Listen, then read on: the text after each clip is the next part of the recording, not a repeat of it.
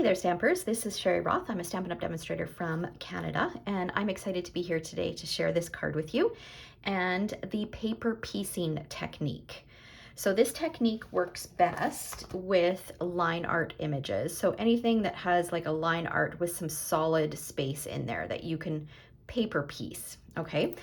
Some of the products that I'm going to use are the Friendly Gnomes, is the Friendly Gnome stamp set, the Gnome dies, the basic border dies, and the Very Best Trio Punch. So those are some of the supplies that I'm going to use, but I will have a full supply list in the description below for you to reference. Okay, so let's go ahead and get started.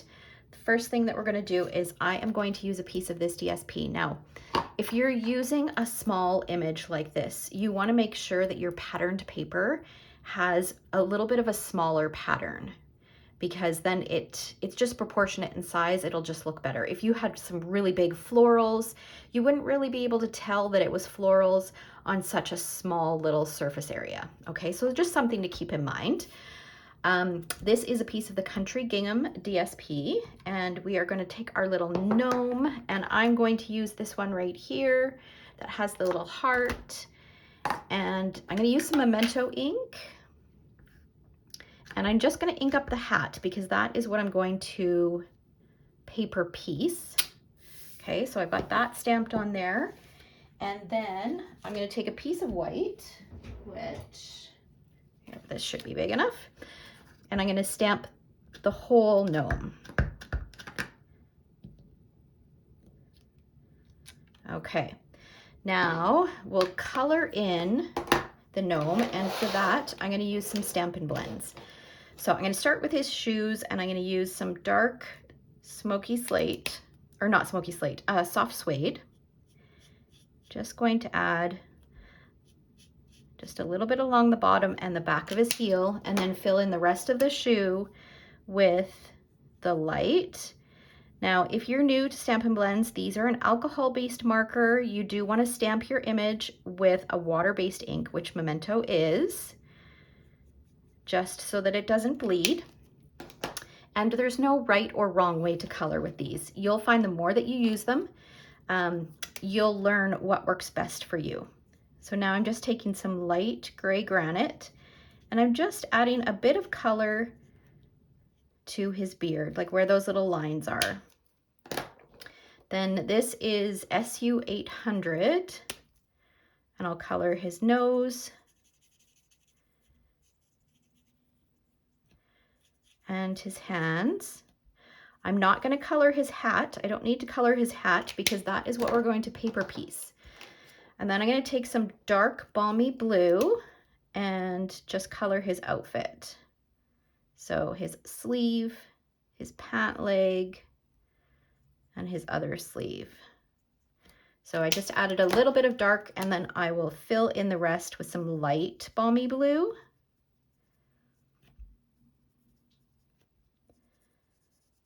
And then for the heart, I'm going to use a combination of light sweet sorbet and flirty flamingo. So I'm just going to take a little bit of the light and just add a hint of color kind of around the edges. Then I'll take my dark flirty flamingo, bring in that color just a little bit further, and then I'll fill in the rest with the light. And I'll go over top a little bit to kind of blend those colors. And I'm going to leave a little bit of white as well.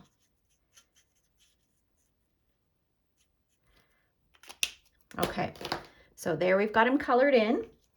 Now we'll use the coordinating die to die cut him. That is this guy here.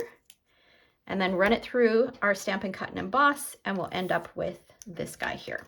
All right, so now we're going to bring in our hat. And I have a pair of scissors. Here we go. Okay, and what you want to do to paper piece is you want to cut right along the edge of the stamped image. Now, when you're fussy cutting an image, when you're not paper piecing, I always suggest that you leave a little bit of a border. So you'll see, for example, on this piece, you've got a little bit of white showing around the edges. This was cut with a die, but if you didn't have the dies and you wanted to fussy cut him, then I would suggest leaving a little bit of a white border.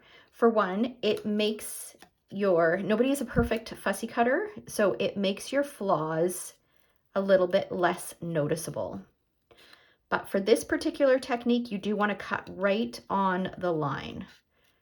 So I don't want to cut off the whole image, but I'm cutting right on the line so that there's no blue on the outside of the hat. Okay, so you're going to keep going. You're going to keep doing that all the way around so that you end up with this. So can you see how I've cut right on the line and there's no blue on the outside of the lines? Okay, now we're going to take this and we're going to add this over top of our hat.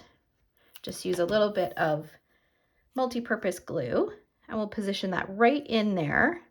And now our hat has this fun pattern on it. So that is paper piecing. All right, so it's a nice simple technique. It's a great way to use your DSP to add a little bit of a fun pattern to a stamped image. Now let's go ahead and finish our card, or put together our card here. Now I have a piece of white cardstock. I will have all the measurements in my blog post, which will be linked in the description below. What I have done here is I have this piece that I have cut using this cloud basic border die. And I always keep it just in the back here so you can see that this is really well used. I love doing this technique. I think it's a great way to create a nice subtle background. So I've got a scrap piece of paper underneath. I've got my template. I've got a blending brush and some balmy blue ink.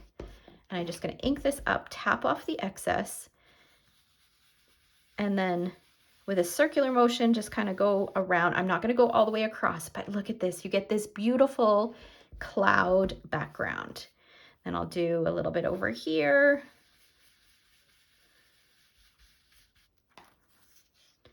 And we'll do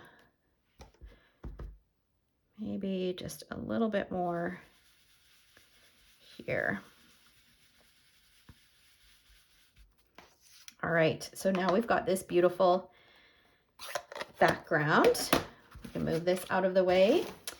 Next thing, we're going to bring in this punch. So this is called the Very Best Trio Punch. It's a trio punch because there are actually 3 punches. There is this punch, which will punch. Let me grab a scrap piece so I can show you. It'll punch. If you slide it in here,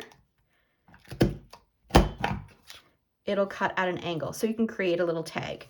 If you slide it in this way, it creates a little notch. And then if you slide it in this way, it creates this fun pattern. Okay, so we're going to use this fun, we're going to create this fun pattern. So I'm going to turn this way. And my biggest suggestion when you're using this punch, especially this one, it doesn't matter so much with these two, but with this one, is to keep the punch in the same position and rotate your cardstock. Okay, so I'm going to slide this in. There are 2 lips here. There's a lip here and a lip here. So you want to make sure that that's lined up on both sides. And then I'm going to punch. And I've got this beautiful background. Now I want this the same on this side. So I'm going to flip my cardstock over and slide it in. Again, lining it up with those lips. Okay, and then I'm going to do the same thing on the bottom. I'm going to slide my cardstock in and then flip it over and slide it in. Okay, now you've got the same pattern on all 4 corners. I'll share with you, actually I'll share with you now. This was the first time that I used this punch and I did not realize. And I didn't notice anything until I put my card together and I'm like, huh, that's not the same. So you can see here that I've got this pattern here, so that's right. But then this is reversed. It's because I didn't flip it over. So you'll see that 2 of the corners, this corner and this corner are the same, and this corner and this corner are the same. I mean, it's a subtle, nobody's really going to notice unless they look really closely, right? But that's just something to keep in mind. All right. And then the last thing I want to do is I'm going to take this and you know what? I'm just going to measure this ruler. Oh, here it is. I'm going to measure this. This is 2 3/4, so half would be about 1 3/8. And let's do this way as well. 1 3/8. And then by flipping this over, I should be able to see that line so that I can find the center. So you can see the little, I don't know if you guys can see that on video, but I can see a little bit of that pencil line there. And I'm going to do the bottom, and then I'm going to do the same thing for the top. Okay. All right. So we've got that. I'm going to pull in the rest of my pieces. Now, some of these have been already done. So I'm using a thick white card base. I've got a piece of burlap ribbon. This is from the red and burlap ribbon combo pack from the January to April mini catalog. I've got 2 blades of grass cut from Old Olive and 2 cut from Granny Apple Green. These are right from the dies, the gnome dies. And I've got a piece of crumb cake cardstock that has been embossed using the timber embossing folder. Okay, so we're going to go ahead and start assembling. I've got another piece of that gingham DSP, but this time I'm going to put the sweet sorbet side out. Put that right about there. We're going to feed our ribbon from the front to the back. Pull it through, and then from the back to the front. So I'm not worried about those pencil lines if they're still showing, because it's going to get covered up by my ribbon. Okay, so I'll pull it so that I have a little bit, probably about an even amount from both sides. And then we're going to use, actually before we do that, we're going to stamp our greeting. I was going to put dimensionals on there, but we want to stamp our greeting. So we'll do love you. This really could be a card for anything. You could stamp happy birthday on the inside. You could do thinking of you. All right. So we're going to stamp this right about there. Okay. Now we can add dimensionals to the back of this.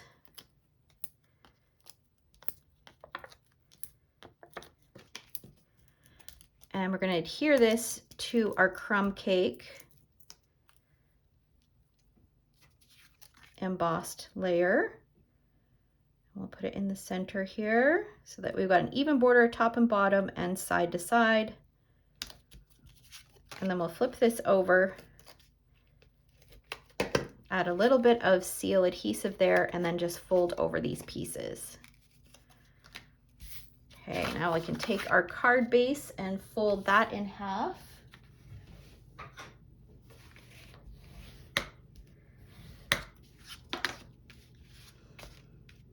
And we'll adhere this to our card front.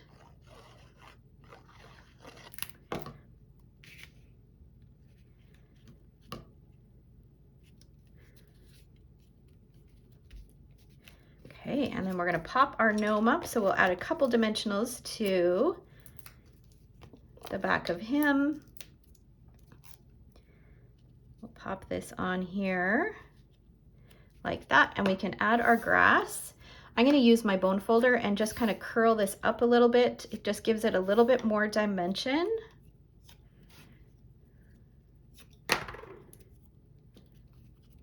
And then we'll just add a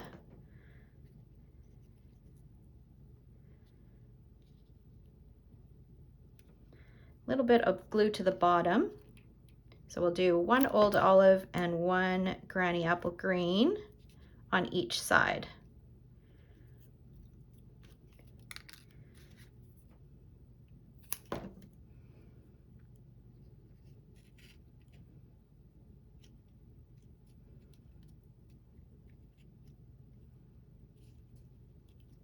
And this one.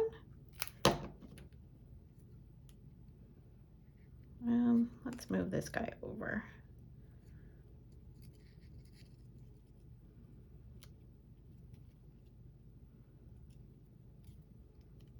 And there we go.